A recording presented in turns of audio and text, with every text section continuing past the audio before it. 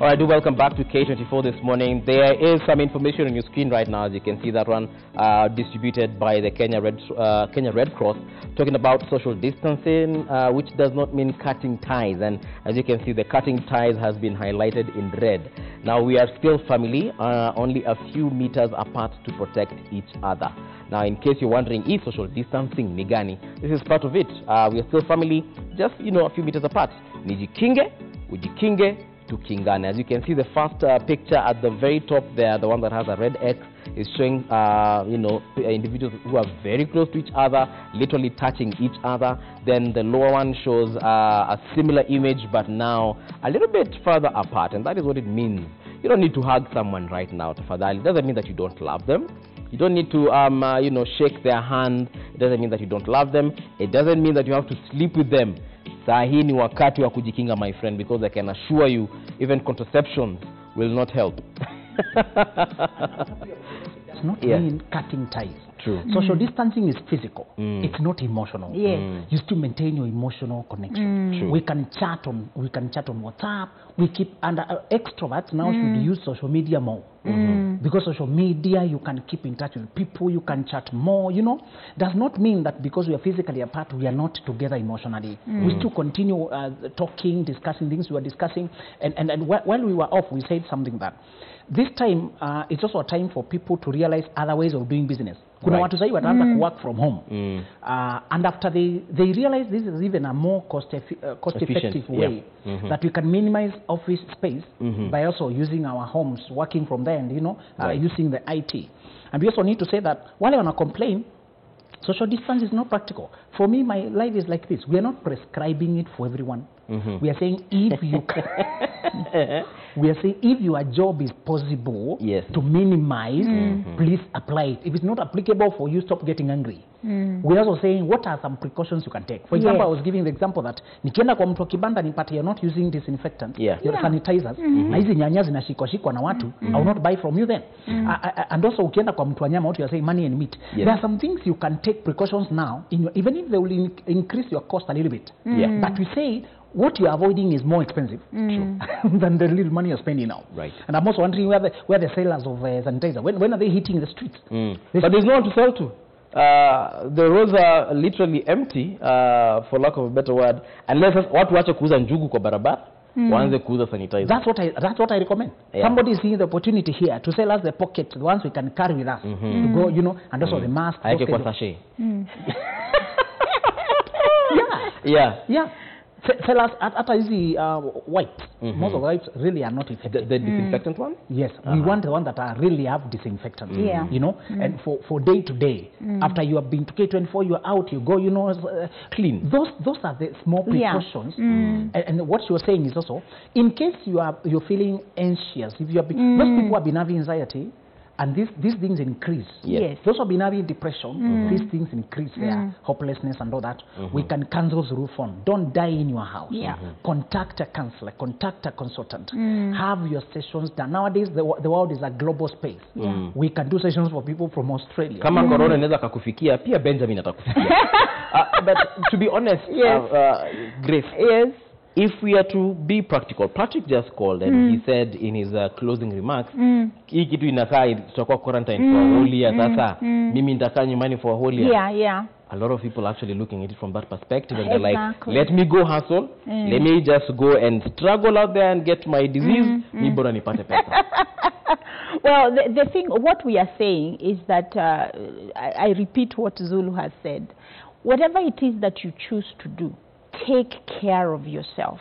Some of these things are not practical for all of us, but take the precautions that you can. Let's not throw away everything because I can't social distance, then I'm not going to do anything. No, go and do as best as you can. These days we have what we call swivel. If matatus are so crowded, try the swivel. Sometimes they have... But now what happens to that matatu driver whose only means of making money, he cannot consult people on the phone? Right. Right. So now, I mean, those guys is like, where? In other words, what we are saying is that look at your situation and instead of throwing caution away, take care of yourself. Jikinge kinga mwenzako tukingane. So whatever it is. So if I am going to use a matatu and I can't find a mask, then when I get into the matatu, I will put on what? I will put on a scarf and protect myself. And then when I have my hand sanitizer with me all the time, I get into a matatu, I wash, I clean my hands, I get off of it, I do the same thing. Everywhere I go, I am constantly protecting myself as well as protecting others. So we are saying, what we are saying is, let's be realistic and let's be appropriate. Let's not just say, because I can't do this, then I'm not going to do anything. Let's not be like that guy who was praying for God to protect him or to save him from the flood.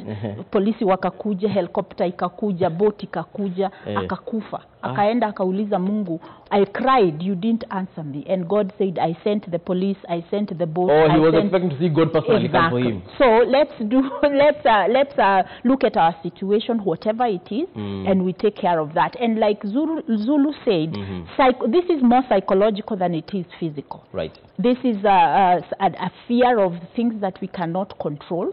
And so we want people to know that they can reach us. You don't have to come to the office. We can be able to reach, you can reach us through the phones, and we can help you reduce the negative thoughts that cause now the emotions of fear and the emotions of being paralyzed, by the way, and be able to encourage you so that you can be able to look at what you can control rather than what you can't. All right. And also the vendors of fruit.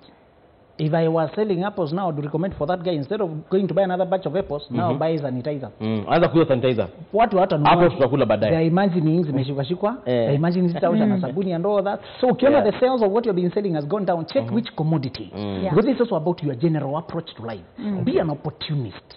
Be positive. Be optimistic. Instead of complaining that business no longer moving, check where has the motion gone? What is moving? Go with the wave. Go with the wave. There's a flexibility and softness that helps. All right. Kuna line or rather kuna SMS via WhatsApp that has come through. Remember, we asked you, you're observing social distancing and how are you doing it? Kindly let us know. We have a text here from Murezi who says, social distancing may not really be a way out because the town and work situation set up in Kenya is a mess by itself. One has to travel rather on a crowded matatu or on a boda boda where only a few centimeters are left to a kiss. Where?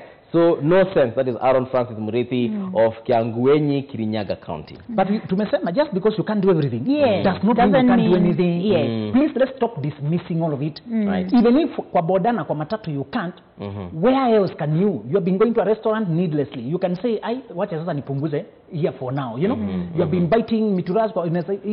You can change up. Wacha mutura. Na ukipanda kwa boda, if you don't have a mask, you know, put on a scarf. Just cover yourself and make sure you have hand sanitizer. That's what we are saying. We are not saying that we don't want people to go to the extremes of throwing everything away and saying social distancing, I can't do that, so I can't protect myself. That again is catastrophizing, because and that is more avoidance. You get the virus, you'll be forced to quarantine. Yes. What is easier? So what we are saying, let's be more tusikae. Unajua, you know, there is this thing. It's not only in Kenya where we wait until there is a crisis for us to do something. So what we are saying, there are some things already we have been sensitized. The thing is here with us. So let's look at where we can be able to reduce the spreading of the virus. We may not be able to completely, but we can reduce. We can reduce. Waweru from Kitengela is on the line. Waweru, good morning. Okay. Habari yako kaka? Salama sana. Ume self quarantine, ume practice self distancing ama wewe business as usual? Nini lakini bado tuko wengi. Yeah. Okay, what is your question or comment? Comment just kuwapongeza and say you are doing great. Thank you very much. Yeah, watching from Kitengela. All right, thank you very much Waweru. Okay. All right. In a situation like that on Waweru amesema sisi kwetu tuko wengi. Ngoja kwanza tuko na Joshua kutoka Kinyaga pia. Joshua, good morning. Morning Buvi. How are you doing, sir? I'm doing very well hapa, Mungu ametubariki na mvua. Baridi imezidi Baridi hakuna, kuwezi kuwa na baridi na coronavirus, but ni kubaya. Okay, what is your question or comment? Mine is very brief today. From our topic today on social distancing. Yes. I think our government is not serious movie. Yes. I think at this juncture, I would appeal to the government and to the president to, number one, I think ban all public transport. I think it is not working. Let us be honest with ourselves. Okay. If you look at the pandemonium and the kind of madness that is in our public transport sector, yes, that is going to be the epicenter of coronavirus transmission in our country. And lastly, if you look at what is happening with our ferries, the whole ferry transport should be banned from today. Okay. Otherwise, if we are not going to take those measures moving, this country is going to be a graveyard. I think we don't need to be, there comes a time when people don't need to be treated with kid gloves. I don't think there is anybody who is in so much emergency to travel. In any case, the only emergency as that now is we can be medical, and that can be sorted out using ambulances. Yes. Let us ban this transport. Let us stop this madness. That is my take for today. Thank you very much, Joshua from Kirinyaga. We also have Matthew from Karen. Matthew, good morning. Good morning. How are you doing, sir? I'm fine. What is your question or comment? My comment ni kitu moja ningependa kuuliza. Ndio. Sasa government pia at some point pia imetufail pia. How so? Kwa sababu inasema self quarantine. Sasa tuseme mtu amekuja for a business trip kwa siku 3. Ndio. Sasa atafanya aje self quarantine na yeye amekuja for siku 3 na self quarantine ita take maybe like 14 days. Ndio. And maybe alikuwa atoke aende to another country to kufanya biashara. Ndio. How is that possible? Okay. Na wanafanya nini kuhusu ili kitu hili? Alafu kitu kingine, huko mashinani bado watu ni kama waoni kitu kama ni real. Ushago sasa. Ushago waoni kitu kama ni real. Wanasema hii kitu tu inasambaa tu Nairobi, alafu hawana much knowledge about it. Okay, thank you very much, Matthew. Yeah. Asante sana. Some very legitimate concerns raised there. But in terms of the conferences and the traveling, the government made it very clear that you can do conference calls. The technology has allowed us nowadays to do that. You can actually have a call of up to 5 people at a time. I have tried it, so I know it actually works. Nowadays, kuna WhatsApp group wa say pia. You don't have to travel. And in case you find yourself in that unfortunate situation whereby we may get to country and then they shut down the airport, well, I think that's an understandable situation. As you self-quarantine or as even you're quarantined, things will be put in place to make sure that all is not lost. But you do not have to travel, by the way, right now. Make that call. Even if you have to, your transport, ungetumia ya 3,000, weka airtime ya 3,000. Piga simu. I believe that is something that can work. And that's what is happening all over the world. That it's not just here in Kenya. I mean, when I'm reading news and hearing from friends who are in the US, who are in Europe, that's what is going on. People are thinking in terms of this may be short term, but it can be very deadly. And so, like my brother Zulu has said over and over again, count the cost. You know, what is the alternative? And we do the best we can. You know, make sure that whatever it is that you do the best that we can. Again, let's not go into that throwing up of hands and being helpless, feeling helpless that there is nothing we can do. And so let's. I am imagining, even as we are faulting the government. Can you imagine? I'm a mother, and so I am concerned about my household. Imagine the government is having to think of ways to protect the whole country. And if they are going to ban, for instance, the ferry, the public transportation, what is the plan? What is the fallback plan? So we go ahead and do. It's almost like when we had the whole thing of matatus hazitakuwa zinaingia tao, zitakuwa zinafika Ngara. And then what? You see, we didn't even have a plan of, Beyond instead that. of this, we are going to do this. And so we also need to appreciate that, even though the government is not doing what I would expect them to do, but what am I doing? So if On I an do, individual level. mimi mwenyewe nikifanya, if I am najikinga na kinga wengine, na wewe unafanya hivyo, na wewe unafanya hivyo, and together we are going to be safe. Right. So we also need to understand that also there is a mother hen here who is unable to get everybody into a safe place. And mother hen here is the government. Yeah, Okay. that what can I do? Like, is it George Washington who said, don't ask what the government can do for me. Ask what you can do for the government. Yes, let's also do what we know to do. There is a lot of information from World Health Organization on how we can protect ourselves. Let's do that. Let's protect our mental health. Again, this helplessness that we are talking about, it is not possible, or we should do this. It's because of what we are thinking about in our minds. So let's take care of also our mental health. What are we thinking? Are we thinking optimistically or are we thinking helplessly? Benjamin, it's funny she's mentioning about mother hen and what mother hen can do, or rather those other two hens out there can do. A family that has got, because I have a friend, for instance, they grew up in a family of 17 children. And this is a man who had only one wife. And you can imagine huko mashinani where everyone is mentioning, mnakulanga kutoka kwa sahani moja, sufuria moja, mnaketi pale, baba na mama wanaketi hapa, watoto wanajitandaza hapa, wanaanza kukula. What happens in that kind of situation whereby now social distancing during supper time is a problem? We have to, all 17 of us are there. Yes. What happens now? Again, we have not said that when you talk of social distance, we also said you're not cutting off. We're not saying practice social distance where it is possible. So wengine wakulia kwa granary. We don't have to force it. Yes. Inside a family setting, what about you just put sanitizers everywhere? And we have wakati watu wanatoka, you teach them about masks and all that. And we also need to remember aged family members are more vulnerable. Right. I saw some people traveling up country and all that.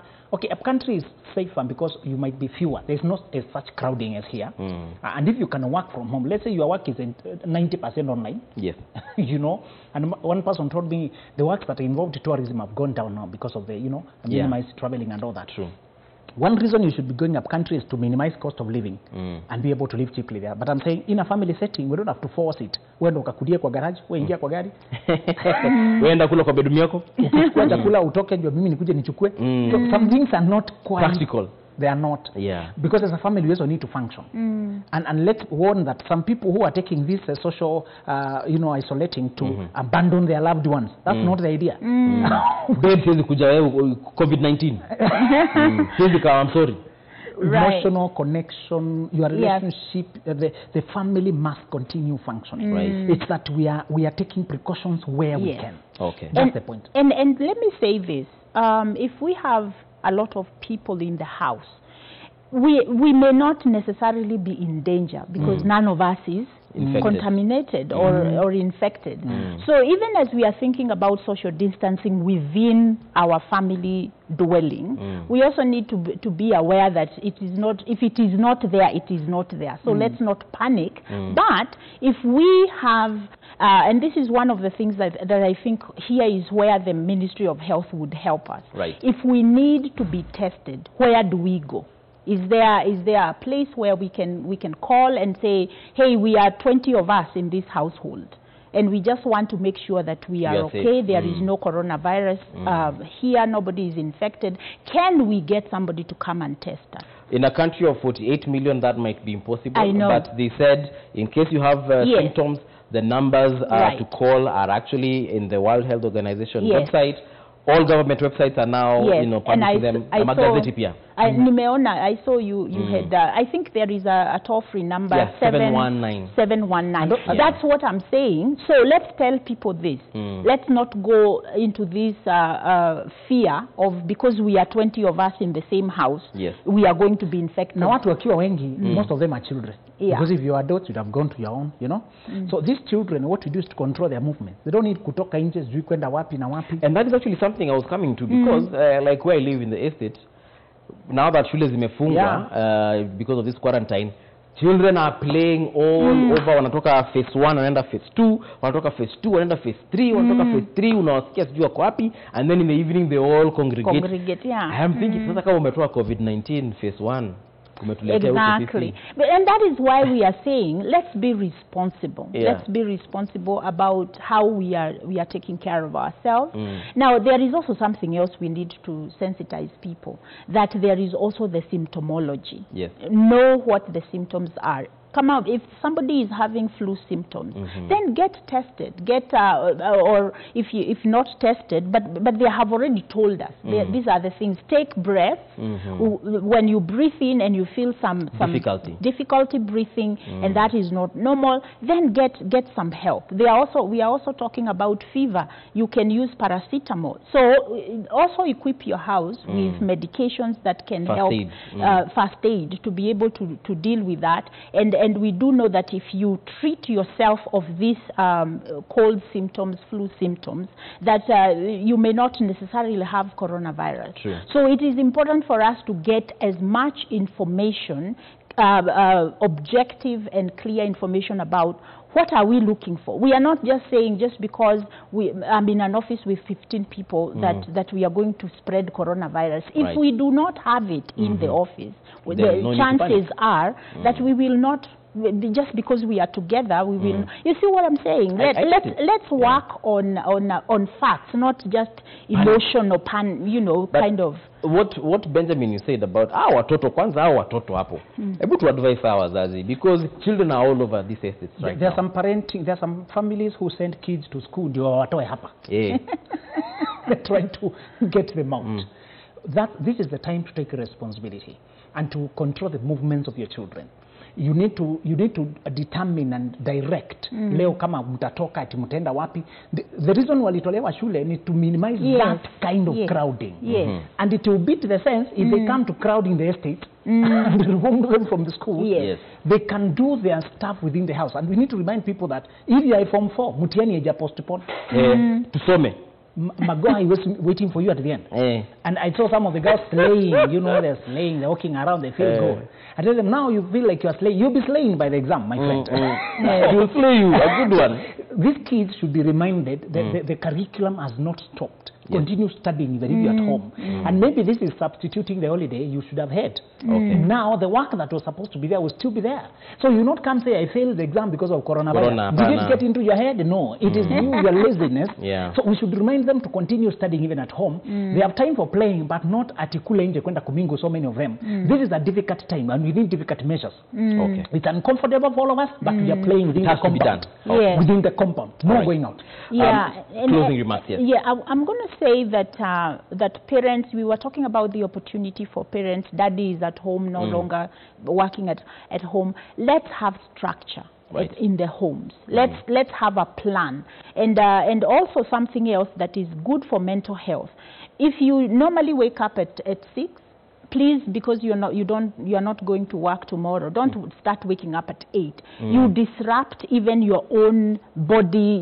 Your body is getting a bit, and so again we are saying that it is good to keep structures in place and have plans. Have kids. Let the kids know that there is a timetable. You are home, but this is not for you to just run around. Let's have structure even at home. All right. Benjamin, closing remarks. Did you mention social media or just a remark? You can mention social media as well. So my remarks is take personal responsibility. And remember, this is your life. Whatever you're being told by government, by everyone, it is for your own good. My social media is Benjamin Zulu KE. On all social media, Benjamin Zulu KE. Chat me on my website, benjaminzuluke.com. Gmail, benjaminzuluke@gmail. All right, thank you so much. And Grace Karaoke, Dash Nderito, that's my Facebook. Live by Design is my YouTube channel. And 0707584830 is my telephone number. All right. Let us practice social distancing, and of course, let's not forget to sanitize. Jeff Moto tafadhali njoo hapa nikunawishe mikono. I'm still trying to keep the distance. So how do you do this?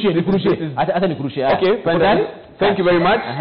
Amita also? Okay, fine, we can continue. We can finish then. I want also them to do the sanitization. So okay, I need to throw it back. It doesn't mind to keep. Okay, here you go. Okay. Oh my God, this is very interesting. Do I need to sanitize over here where he touched? No, once umeshamwaga na upeane, wacha ajipange na corona yake. Oh. So that's what we're doing. Yes. Wewe jipange na corona yako, kila mtu ajipange na yake. That brings us to the end of the show. Of course, thank you very much for joining us tomorrow.